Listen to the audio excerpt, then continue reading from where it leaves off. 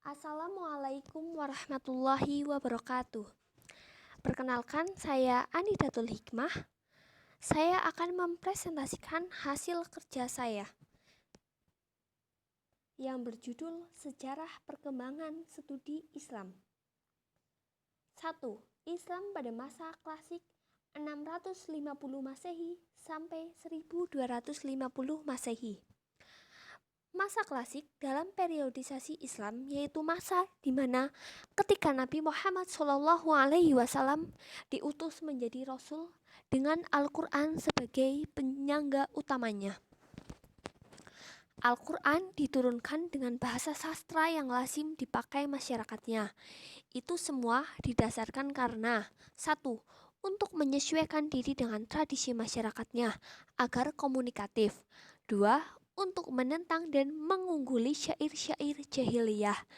Sedemikian beratnya perjuangan Rasul Shallallahu Alaihi Wasallam dalam menyampaikan risalah Tuhan.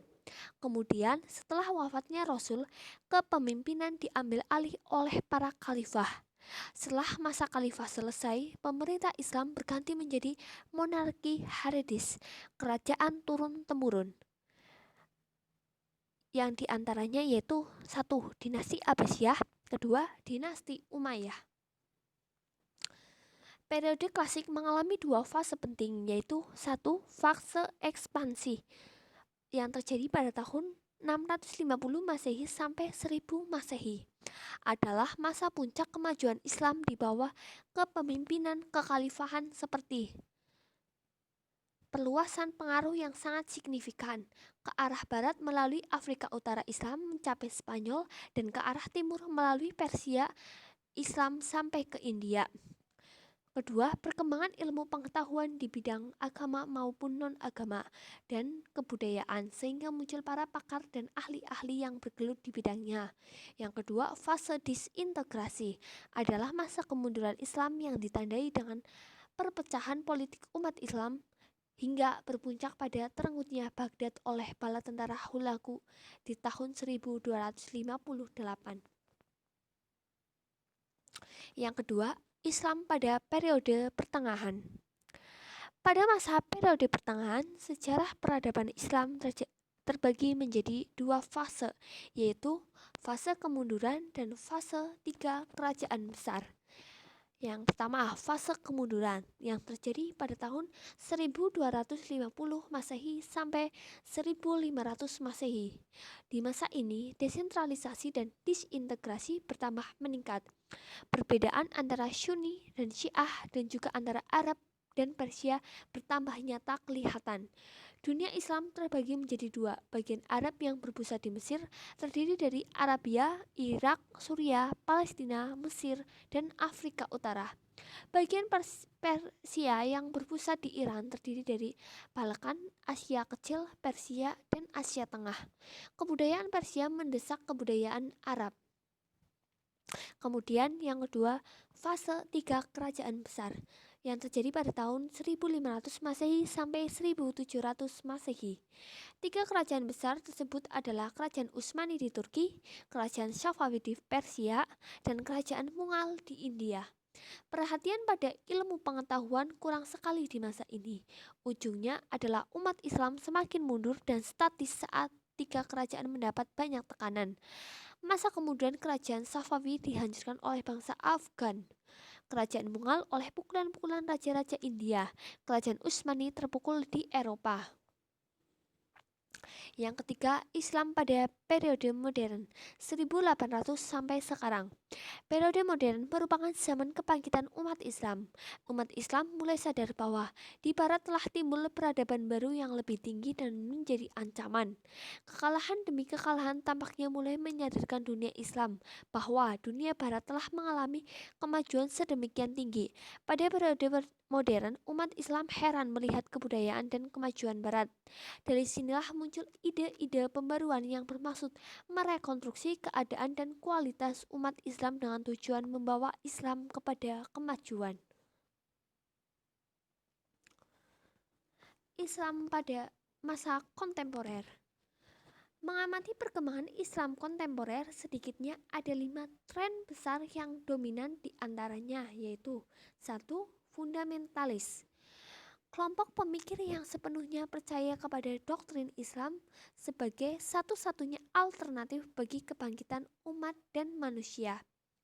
Gagasan utama mereka adalah menghidupkan Islam sebagai agama, budaya, sekaligus peradaban dengan menyeruakan kembali kepada sumber asli, Al-Quran dan As-Sunnah, dan menyuruhkan untuk mempraktekkan sebagaimana yang dipraktekkan oleh Rasul dan Khalafur Rasyidin.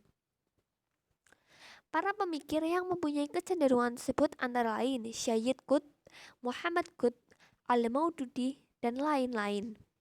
Yang kedua, tradisionalistik.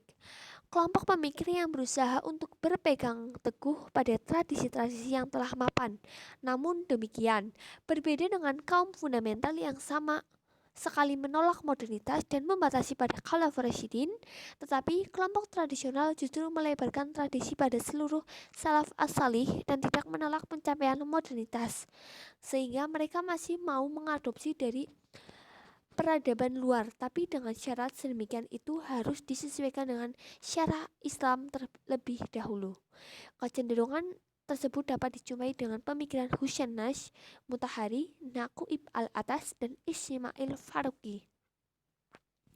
Yang ketiga, reformistik. Kelompok pemikir yang berusaha merekonstruksi ulang warisan-warisan budaya Islam dengan cara memberikan tafsiran-tafsiran baru. Menurut kelompok ini, umat Islam sesungguhnya telah mempunyai budaya tradisi yang bagus dan mapan.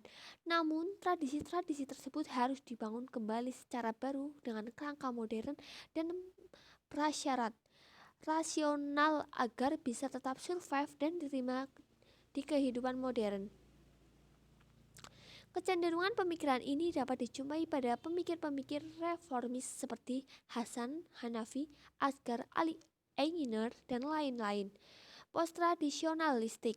Kelompok pemikir yang berusaha mendekonstruksi warisan-warisan budaya Islam berdasarkan standar-standar modernitas.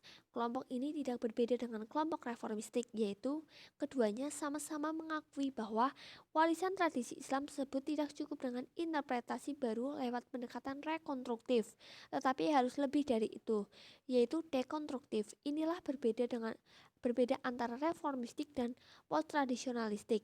Kecenderungan dekonstruktif ini tampak jelas pada pemikiran tokoh-tokoh seperti Al-Qaun, Jabiri, Syahrul, dan lain-lain. Yang terakhir dan yang kelima, modernistik. Kelompok pemikir yang hanya mengakui sifat rasion ilmiah dan menolak cara pandang agama serta kecenderungan mistik yang tidak berdasarkan nalar praktis. Menurut kelompok ini, agama dan tradisi masa lalu sudah tidak relevan dengan tuntutan zaman sehingga harus dibuang dan ditinggalkan. Kelompok ini umumnya adalah para tokoh muslim yang banyak mengkaji dan dipengaruhi pemikiran Marxisme seperti Qasim Ahmad Tayyib Taizini, Abdullah Arwi, dan lain-lain. Sekian presentasi dari saya. Apabila ada kesalahan, mohon maaf. Sekian dan terima kasih. Wassalamualaikum warahmatullahi wabarakatuh.